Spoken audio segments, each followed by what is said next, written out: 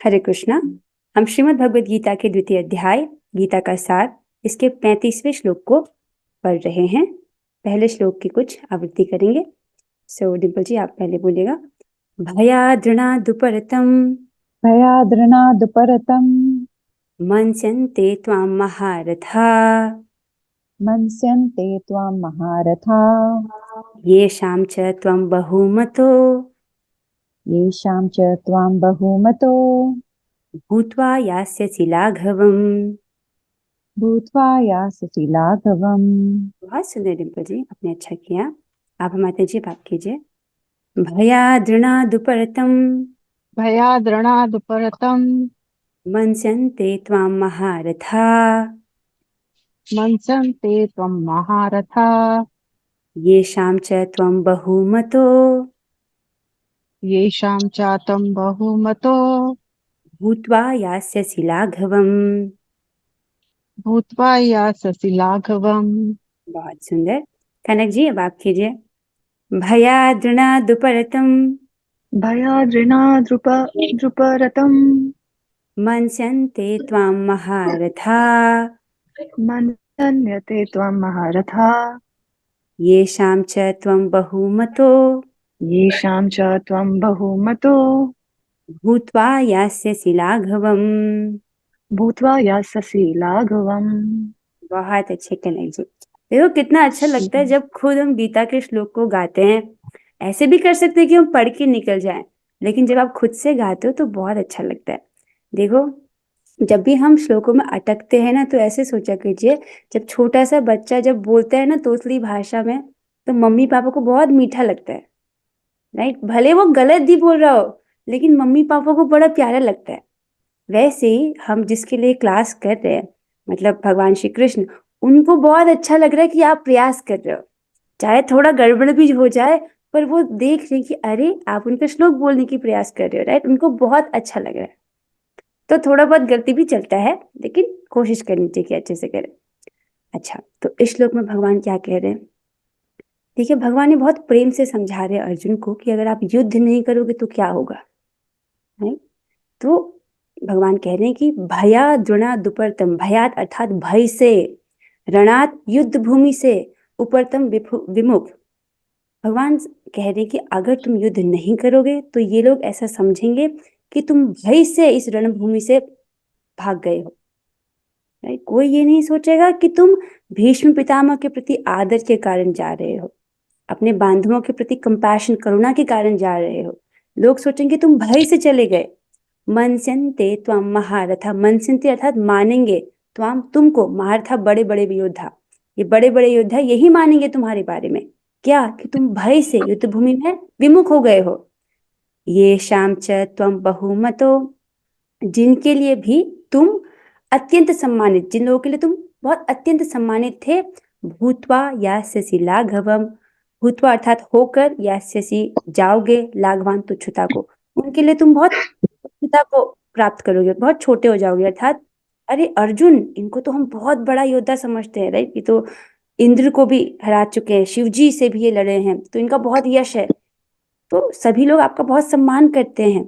और जब आप इस प्रकार से युद्ध भूमि से विमुख हो जाओगे, युद्ध भूमि को छोड़कर चले जाओगे, तो वो लोग सोचेंगे अरे ये तो, ये मतलब एकदम से वो आपको बहुत तुच्छ मानेंगे, राइट।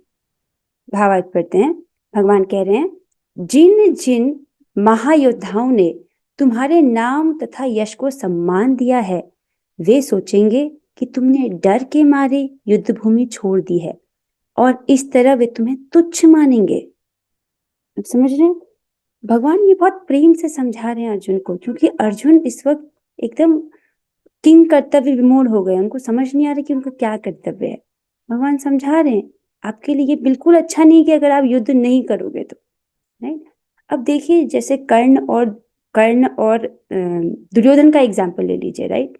तो वो लोग भी अर्जुन का सम्मान करते हैं, एज इफ कि वो जानते हैं कि अगर हमको विजय चाहिए तो हमारे विजय के रास्ते में अर्जुन नाम का बहुत बड़ा रोड़ा है।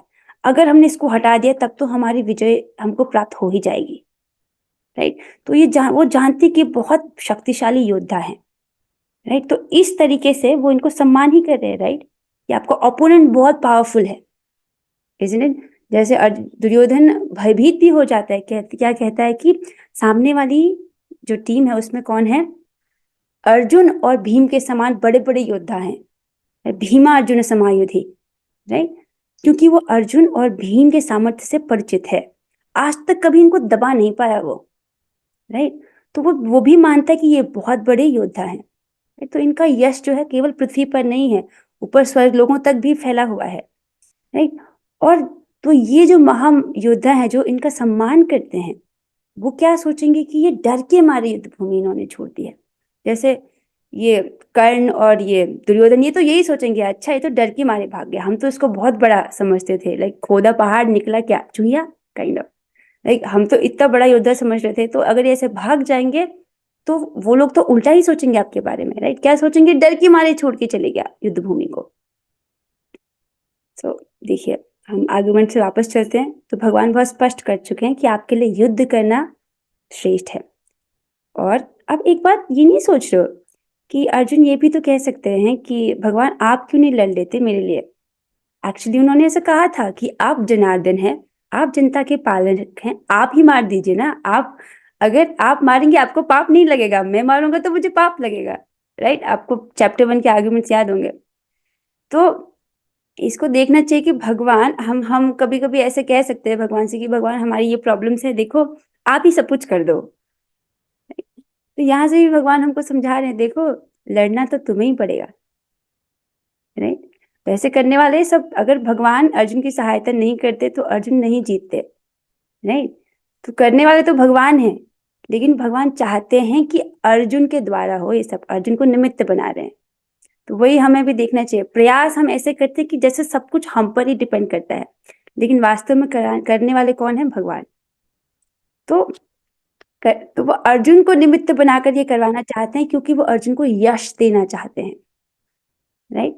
और वो समझा रहे हैं कि अगर तुम ऐसा नहीं करोगे तो तुमको अपयश मिलेगा, तुम अपना यश तो खो ही दोगे, उसके बाद तुमको अकीर्ति मिलेगी। और क्या होगा, जो लोग सदैव तुम्हारे, जिन जिन महायोद्धाओं ने तुम्हारे नाम तथा यश को सम्मान दिया है, जिससे तुम हमेशा ही सम्मानित रहे हो, राइट, वे सोचेंगे कि तुमने डर के मारे युद्ध भूमि छोड़ दी है, और इस तरह वे तुम्हें तुच्छ मानेंगे।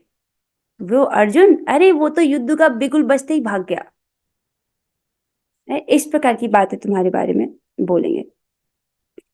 तो भगवान उनको यश देना चाह रहे हैं, नहीं। टीका पढ़ते हैं, टीका बहुत छोटी सी है, आप समझ जाएंगे इसको। भगवान कृष्ण अर्जुन को अपना निर्णय सुना रहे हैं। क्या सुना रहे हैं, तुम ये मत सोचो कि दुर्योधन, कर्ण तथा अन्य समकालीन महारथी यह सोचेंगे कि तुमने अपने भाइयों तथा पितामह पर दया करके युद्ध भूमि छोड़ी है, राइट। वे तो यही सोचेंगे कि तुमने अपने प्राणों के भय से युद्ध भूमि छोड़ी है। इस प्रकार उनकी दृष्टि में तुम्हारे प्रति जो सम्मान है वह धूल में मिल जाएगा। प्रभुपाद जी समझा रहे हैं कि जो अर्जुन है, अर्जुन ये सोच रहे हैं कि अगर मैं युद्ध भूमि छोड़ देता हूं, कि मैं युद्ध भूमि छोड़ रहा हूं क्योंकि मैं अपने पितामह और गुरुजनों पर बाण नहीं जलाना चाहता, तो लोग यही समझेंगे ना कि मैं इनके प्रति सम्मान के कारण इनसे नहीं लड़ना चाहता हूँ। भीष्म पितामह के प्रति सम्मान के कारण, अपने द्रोणाचार्य के प्रति सम्मान के कारण मैं इन पर उलटकर बाण नहीं चलाना चाहता हूँ, लोग ये समझेंगे।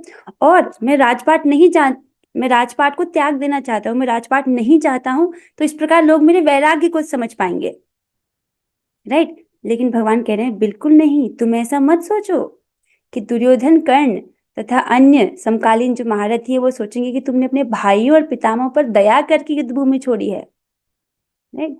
सो इसमें तुम, ऐसा कभी नहीं होता कि एक क्षत्रिय करुणा के कारण युद्ध भूमि छोड़ दे। क्षत्रिय युद्ध भूमि छोड़ रहा है तो केवल डर के कारण, क्षत्रिय कभी छोड़ते नहीं है, राइट। ऐसा कोई भी रेयर एग्जाम्पल नहीं है पास्ट में कि किसी ने युद्ध भूमि छोड़ी हो करुणा के कारण, राइट। तो ये तो बिल्कुल नहीं छोड़ेंगे, ये बिल्कुल नहीं सोचेंगे कि तुमने दया के कारण, करुणा के कारण युद्ध भूमि छोड़ी है। अब इस बात को समझिए ना कि दुर्योधन और अर्जुन, राइट, तो दुर्योधन एंड पार्टिन ने कितने सारे अपराध पे अपराध किए अर्जुन के प्रति, कितनी तरीके से उनको प्रताड़ित करने का प्रयास किया है, कितने अपराध किए हैं। जैसे उनकी पत्नी का इतना अपमान किया, उनका छल से उनका राजपाट छीन लिया, उनको 13 साल वनवास में जाना पड़ा, और वनवास में अज्ञातवास में भी उनको कितना यू नो ढूंढने की कोशिश कर रहे थे ताकि 12 साल फिर से ये लोग वनवास पर जाए। आप समझ रहे हो? तो ये वो लोग इंटेंशनली, इवन वो लाक्षागृह में भी जिंदा जलाने का प्रयास किया गया। तो वो पूरा कोशिश कर रहे थे इनका कुछ बिगाड़ने का, इनका नुकसान करने का, राइट। अब वो दुर्योधन वो बिल्कुल नहीं समझ पाएगा कि अर्जुन मेरे प्रति करुणा के कारण युद्ध भूमि से चले गया, राइट। जबकि अर्जुन ये बोल रहे हैं कि देखो इन धृतराष्ट्र के पुत्रों को मार के हमको क्या लाभ। ऐसा क्यों कह रहे हैं अर्जुन? क्योंकि वो भगवान के भक्त हैं। भगवान के भक्त है वो इन राग द्वेष से ऊपर उठ जाते हैं, भगवान के शुद्ध भक्त, राइट। तो उनके लिए बहुत सहज है कि वो सबके प्रति करुणा धारण किए हुए हैं। लेकिन दुर्योधन इस बात को बिल्कुल नहीं समझ पाएगा, अरे हमारे प्रति करुणा, राइट। वो तो यही सोचेगा कि अच्छा ठीक है, ये पक्का कर्ण से भय खाकर भाग गया होगा। जैसे कर्ण भी यही मानते हैं कि मैं अर्जुन के बराबर का योद्धा हूँ, राइट। तो कर्ण भी यही सोचते हैं कि अगर अर्जुन और मेरा युद्ध होगा तो मैं तो अर्जुन को हरा दूंगा और इस प्रकार मैं सर्वश्रेष्ठ धनुर्धर हूंगा, right. Arjun Karna no doubt बहुत अच्छे महारथी हैं, लेकिन अर्जुन उनको कई बार हरा चुके हैं। जैसे द्रौपदी के स्वयंवर में, द्रौपदी के स्वयंवर को जब अर्जुन जीत जाते हैं ब्राह्मण के वेश में, तो वहां पर उपस्थित सारे राजकुमार एक साथ अर्जुन पर अटैक करते हैं और अर्जुन बहुत पराक्रम के साथ युद्ध करते हैं और सबको हरा देते हैं, इंक्लूडिंग कर्ण। तो वहां पर कर्ण भी उपस्थित थे और वो भी उनको हरा नहीं पाते। और दूसरी बात, जब दुर्योधन किडनैप हो जाते हैं, दुर्योधन का अपहरण हो जाता है, राइट, तो तब कर्ण उनके साथ में होते हैं, लेकिन कर्ण उनकी रक्षा नहीं कर पाते। तब युधिष्ठिर महाराज अर्जुन और भीम को यह आज्ञा देते हैं कि जाओ तुम दुर्योधन को बचा के लाओ। आपको ये याद होगा, हमने प्रसंग डिस्कस किया था। सो जो अर्जुन है तो वो जाते हैं उस वक्त और दुर्योधन को बचा करके लाते हैं, राइट।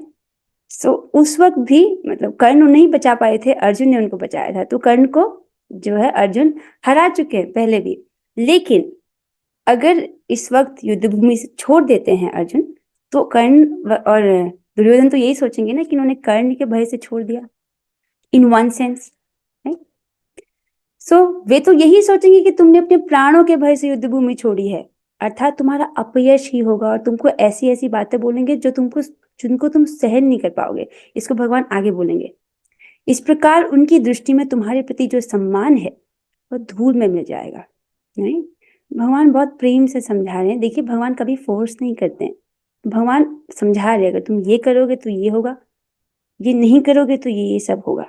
और लास्ट में कहते हैं यथा इच्छा सी तथा करो, जैसी इच्छा तुम्हारी वैसा करो। पर भगवान चाह रहे हैं कि अर्जुन को यश मिले, इसलिए भगवान चाहते हैं कि वो युद्ध करें, ओके। अब इसी के साथ ये टीका जो है यहीं पर समाप्त होती है। अब इसमें हमको सीखने के लिए क्या मिलता है, अब इसको समझिए। देखिए लोग हमारे एक्शंस के बेसिस पर हमको जज करते हैं। जैसे अर्जुन यहाँ पर अगर एक्शन लेते हैं युद्ध छोड़ने का, तो लोग उनके एक्शंस के अनुसार उनको जज करेंगे ना कि अच्छा पक्का ये डर के मारे भाग गया है, जबकि उनकी इंटेंशन कुछ और ही है, राइट।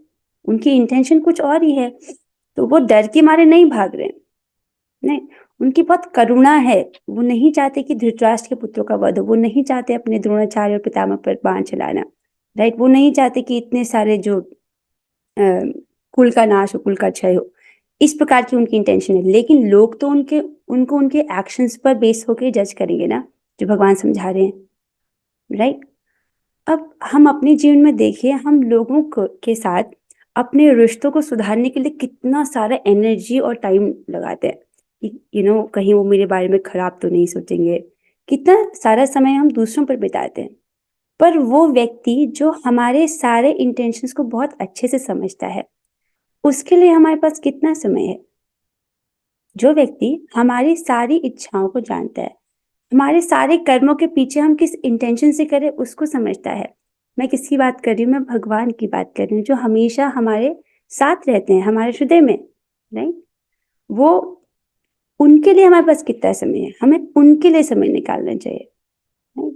जो रिलेशंस हैं उनको मैनेज करने की जगह जो आपको मिसअंडरस्टैंड करेंगे ही, राइट, उसकी जगह हमारा जो भगवान के साथ जो संबंध है, उधर हमको उसको पोषित करना चाहिए, उधर एनर्जी और उधर टाइम डालना चाहिए, क्योंकि वो तो हमको समझते ही हैं, राइट। सो इस तरीके से हम ज्यादा सुख, इस तरीके से ही हम सुखी रह सकते हैं एक्चुअली, क्योंकि हमारा संबंध भगवान से ही है। तो and one last thing I wanted to share with you, कि जब हम भक्ति करते हैं तो ये भक्ति करना क्या है? माया के विरुद्ध युद्ध की घोषणा करना है। So when you are doing bhakti, this is actually declaring a war against maya. सो इसको प्रभु जी समझाते हैं, शुभ प्रभु जी, कि जब हम भक्ति करते हैं तो आपने घोषणा कर दी है कि आप माया के विरुद्ध युद्ध कर रहे हो, राइट। माया देवी अर्थात कौन? देखिए, आप इसको जानते ही हो, ये हमारे यूनिवर्स का स्ट्रक्चर है जिसमें 14 भुवन है, राइट। ये है बेसिकली भौतिक जगत, जिसको दुखालय भी कहते हैं, भगवान इसको दुखालय कहते हैं।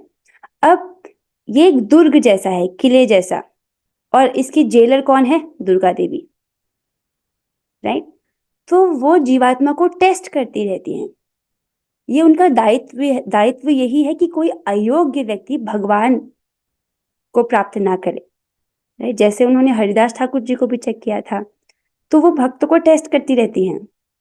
इवन अगर कोई इसको पार भी कर जाता है ब्रह्मांड को, तो ब्रह्मांड की लेयर्स में फंस जाता है। यहाँ पे देखो बहुत सारे लेयर्स हैं, अर्थ, वाटर, फायर, इस प्रकार की लेयर्स होते हैं यहाँ पर, राइट, जिसको हम श्रीमद् भागवतम में और पढ़ते हैं। बृहद भागवतामृत में इसका स्पष्ट वर्णन है, किस प्रकार जो बहुत सारे योगी जन हैं ये ब्रह्मांड के लेयर्स में फंस जाते हैं, क्योंकि माया देवी उनको वहां पर प्रलोभन देती है कि या तुमको कामिनी चाहिए, तुमको कांचन चाहिए, या कोई सिद्धियां देकर भी माया देवी उनको यहाँ पर अटका देती है। सो बेसिकली वो हमको टेस्ट करती रहती है। तो हमको भी एकदम भक्ति मोड में भक्ति करनी। फॉर एग्जाम्पल, अगर हम बहुत ढीले होकर के भक्ति करेंगे, बेसिकली अगर हम डिफॉल्ट मोड में, पहले इसको डिस्कस करते हैं कि जो भक्ति नहीं करे डिफॉल्ट मोड में, तो उनका क्या गति होगी? उनको 84 लाख योनियों के अनुसार एक और नया शरीर मिल जाएगा। तो जितने भी लोग हैं जो एकदम इस चीज की उपेक्षा कर रहे हैं, जो भक्ति को इग्नोर मार रहे हैं, भगवान के आदेशों को इग्नोर कर रहे हैं, क्या होगा? वो डिफॉल्ट मोड में, अर्थात उनका एक नया भौतिक शरीर बन रहा है, वो उस दिशा में जा रहे हैं। मृत्यु तो हम सबको आएगी, लेकिन जो लोग भगवान के आदेश को मान ही नहीं रहे हैं, तो भगवान कहते हैं कि उसको जन्म और मृत्यु का चक्र ही प्राप्त होता है, राइट। लेकिन उसमें जो बुद्धिमान लोग हैं वो कहाँ पर है? वो भक्ति मोड में है, राइट, एक्टिवली भक्ति कर रहे हैं, और उनकी गति क्या है? वो भगवान के धाम को प्राप्त करते हैं। उसमें ये आप जानते हो, राइट, हमने इसको डिस्कस किया है। तो हमको एक्टिवली दृढ़ प्रतिज्ञ होकर के भक्ति करनी है। अच्छा, इसका बस लास्ट चीज शेयर कर रही हूँ। दृढ़ प्रतिज्ञ भक्ति करने का मतलब क्या है? 2 चीजें, राइट। आप यत्न पूर्वक भक्ति कर रहे हो, दिस इज पार्ट 1, कि आप यत्न पूर्वक भक्ति कर रहे हो, जिसमें क्या है? श्रवण, कीर्तन, स्मरण, ये प्रमुख है कि आप भगवान के बारे में सुन रहे हो, राइट। आप कानों को भगवान की सेवा में आपने इंगेज किया हुआ है। श्रवण, कीर्तन, अपनी जिह्वा के माध्यम से आप भगवान का यश गुणगान कर रहे हो। कीर्तन का अर्थ होता है भगवान के नाम को जपना, भगवान का नाम, भगवान के गुण, उनके गुणों के बारे में बोलना, भगवान के नाम, गुण, लीला, भगवान की लीला को बोलना, राइट। नाम, गुण, रूप, लीला, इनके बारे में बोलना, और भगवान के भक्तों का यशगान करना, ये भी कीर्तन ही होता है। तो अपनी वाणी के माध्यम से भगवान की सेवा करना, तो ये स्मरण, श्रवण, कीर्तन और स्मरण। जब आप कीर्तन कर रहे हो, अगर आप बोल रहे हो भगवान के बारे में, तो स्मरण भी उसी में निहित है, राइट। तो ये प्रमुख है। तो पार्ट 1 तो भक्ति करने का ये है कि आप यत्न पूर्वक भक्ति कर रहे हो दृढ़ प्रतिज्ञ होकर। सेकंड पार्ट ये है कि आप अपनी इंद्रियों को संयम कर रहे हो, दिस पार्ट 2। अगर आप पहला पार्ट कर रहे हो, दूसरे पे ध्यान नहीं दे रहे हो, तो लीकेज होगा। इट्स लाइक आप कुकर में खाना बना रहे हो लेकिन ऊपर ढक्कन ढंग से नहीं लगाया, तो लीक हो रहा हो। तो दोनों का ध्यान रखना है, अच्छे से भक्ति और इंद्रिय संयम करना है, ठीक है। सो विद दिस हम आज की क्लास को यहीं पर समाप्त करें, यहीं पर विराम देते हैं। बस आखिरी कुछ प्रश्न हैं, 2 प्रश्न हैं, आप लोग हाथ खड़ा कीजिएगा। पहला प्रश्न है, भया दृणा दुपर्तम का क्या अर्थ है? मुश्किल है क्या? मैं हिंट देती हूँ कि ये लोग क्या सोचेंगे तुम्हारे बारे में। अच्छा ठीक है, नेहा माता जी आप बोलना चाहते हो, बोलिए। हाँ, हरे कृष्णा माता जी। हरे कृष्णा। मतलब ये भयाद्रणा दुप्रदम का मतलब है कि भय से भाग जाना, हाँ रण छोड़कर भाग। हाँ, बहुत अच्छा उत्तर दिया है कि आप भय से युद्ध भूमि से विमुख हो जाओगे। Very good. नेक्स्ट क्वेश्चन है, यदि अर्जुन युद्ध भूमि से चले जाते हैं तो जिन जिन महायोद्धाओं ने अर्जुन के नाम तथा यश को सम्मान दिया है वे उनके बारे में क्या सोचेंगे? करेक्ट माता जी, हाँ बोलिए। वो ये सोचेंगे कि अर्जुन डर के भाग गया और जो उन्होंने अभी तक यश कमाया है वो सब धूल में, वो सब it will go in when.